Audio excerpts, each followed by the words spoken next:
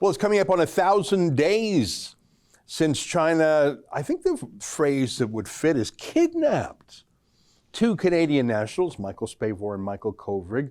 It was a clear tit for tat of Canada arresting the CFO and daughter of the founder of Huawei, Meng Wanzhou, and holding her in Vancouver for extradition to the United States. There's another Canadian in jail in China. His name is Robert Schellenberg. He's charged with drug trafficking. He denies it, says he's neither a drug user nor a drug trafficker. He was convicted and sentenced to 15 years in prison, and then the Chinese state decided to change his sentence to a death penalty. He lost the appeal in the last 24 hours in China. There is an ultimate appeal to the Supreme People's Court, but unlike Canada or other countries with the rule of law, the courts in China are really expressions of the will of the Chinese Communist Party. There is no independent judiciary. So why is China making these moves right now? It's not just Robert Schellenberg, whose death penalty was upheld, but Michael Spavor's case is expected to be dealt with in the next few days. Is this China trying to influence the Canadian election, which is set to be called any day? Joining us now to talk about this is our friend Gordon G. Chang, a China expert who is actually in Canada today. What a pleasure to have you north of the border, Gordon. Welcome back. And before I ask you a question, I want to make sure everyone's following. You got to follow Gordon on Twitter at Gordon G. Chang. Great to see you, my friend. What do you make of the latest moves out of China? Well, first of all, it's great to be in Canada. So thank you, Ezra. This really is perplexing because, as you point out, it comes on the eve of a call for election. And you would think that China would realize that this could only help the conservatives. But nonetheless, Chinese diplomats, Chinese strategists, they're not stupid. So they must have some reason. I just can't figure it out. Because, of course, yes, they're trying to intimidate the Canadian political establishment, but they've already accomplished that. So the question is, what more can they gain by announcing the confirmation of the death sentence?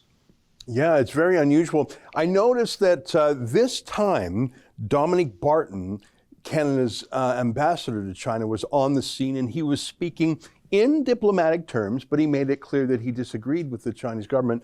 I note this because the last time that these Canadians were on trial, I'm going to call it a show trial, Dominic Barton was not there. He sent some lower level diplomat, which I found confusing and disappointing. So I don't know what to read into that, but I would think that China wants to define an issue in the Canadian election.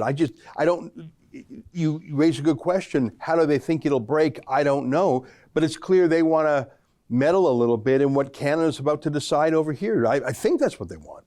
Well, they certainly want to do that, Ezra, but the timing is perplexing. Mm-hmm. I'm certainly not an expert on Canadian politics, but my friends tell me that Trudeau could actually win an absolute majority if the election were held. If that's the case, then Trudeau would be free to implement his pro-China policies. And one of them would be just freeing Meng Wanzhou.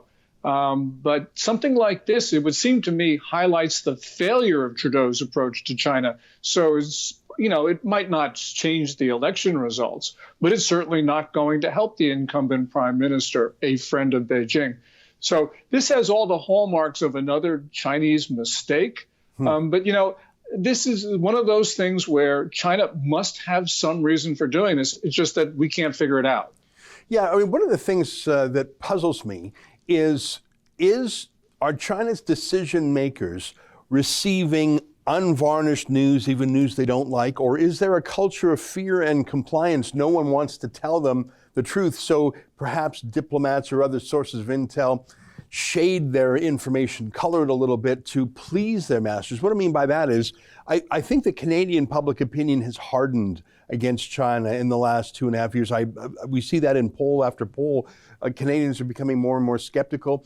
And I have to give credit. I often criticize the Globe and Mail, but they've actually been outstanding in their coverage of this issue and other Chinese issues. I really admire the work, especially by Steve Chase.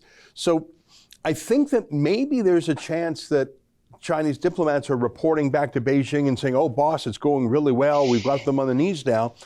Because I remember there's a news story a little while back, Gordon, that China was actually getting ready to send a big jet to Vancouver expecting Meng Wanzhou to be released. They had this whole plan for a wonderful return home triumphant. And I think they were stunned that the Canadian court said, no, she has to continue the legal process. So they've been wrong before, whether that was self-delusion or just trying to say the right things back home. I think that's a risk when you have a dictatorship, isn't it?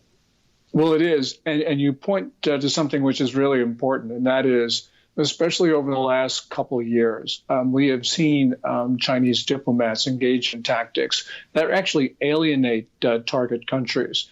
And they've been doing this more and more. And China's watchers actually speculate what you said, and that is that they cannot report what they see on the ground to their superiors in Beijing, because that would be considered to be politically unacceptable. It would undercut what Xi Jinping, the Chinese ruler, is trying to accomplish and the approach that he's taken. So they can't do that. Now, we have witnessed a number of cases of that in other countries.